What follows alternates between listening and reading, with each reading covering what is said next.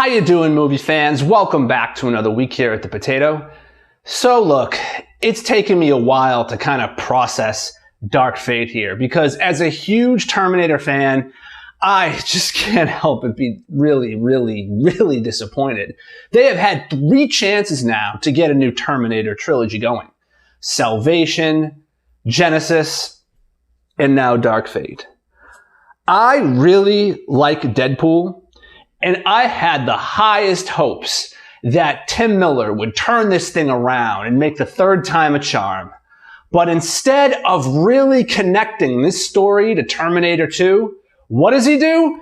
He basically pulls a Rian Johnson, blows the whole thing up, and in the dumbest way possible by killing John Connor off in the very beginning of the film. According to Miller, quote, "If you track the decision from a storytelling standpoint, it absolutely had to be done this way," end quote. Are you f***ing kidding me? No. Sorry, no, it didn't. Look, if you wanted to kill off John, okay, fine. I'm not necessarily against that. And I knew they were looking for some kind of shock value here, but by doing so abruptly and at the beginning of the film to a character that was an essential focal point of the series, it might be ballsy, but it's also stupid. It would have made more sense to craft a story that he's a part of, but maybe he dies at the end because, yeah, it's no longer about him. And the story essentially would be passing the torch to somebody else that way. At least Rian Johnson did that much with The Last Jedi. So, in an interview with Hollywood Reporter, Miller, you know what? I can't even do this. I'm just going to have an AI read the quote. Good, take it away. Thank you, Adam. It would be my pleasure, since it is only a matter of time before we take over anyway. Miller also said, quote, "You'd think it was probably a controversial decision, but it really wasn't." End quote. Wait. Yeah. Killing off John Connor, leader of the resistance against Skynet. Yeah, not controversial. Yeah, at all. First movie about protecting his mom so he could be born. Second movie protecting him so he can survive. Third movie, let's just kill him off like he's a f***ing extra. Yeah, great. He would also add, quote, "There was a lot of talk at the really early stages of should this new savior be someone who was connected to the Connors? Should it be John's daughter or something like that?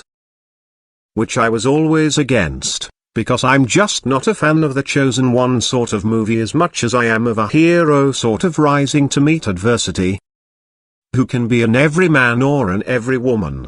I identify with those people much more than I do with Neo in The Matrix or King Arthur or something like that. So I was all for this being some new person that wasn't connected to the Connors and had been chosen by the hand of fate." End quote. Okay, that's fine. If you want a new savior, I don't think they need to be connected to John either to make this work. But it's how they went about doing this that just feels like a huge middle finger to fans. If you want to get creative with a brand new film property from scratch, fine, go for it. But when you're plopped smack in the middle of one, like Terminator or Star Wars, you should really work hard at making sure these stories connect, rather than saying, you know what, nah, I'm just going to make my own story and try to make it fit best I can. Miller just decided, boom, done with that, and then just kind of rehashed some of the ideas and elements from the previous Terminator films. Aside from this, I thought Mackenzie Davis as Grace, she was fine. But this new savior, Danny, I just didn't really care enough about her. You want to create a new savior, right? Well, then it's important to develop that character, so we want to root for her. In the original Terminator, I felt Sarah was developed enough where I was rooting for her survival. Same for T2 and hoping John would evade the T-1000. In both these films, it just felt more natural. In Dark Fate, while we see some leadership qualities emerge in her throughout the story, the Rev 9 is like practically plopped on her doorstep at the very beginning. Then it shows up at her work, and then she's on the run with Grace, leaving no time to really feel a connection with this character and make me want to root for her. And now with losses of up to close to $120 million possibly, it's safe to assume this franchise is done. At least for the foreseeable future, which is unfortunate. because there is potential here.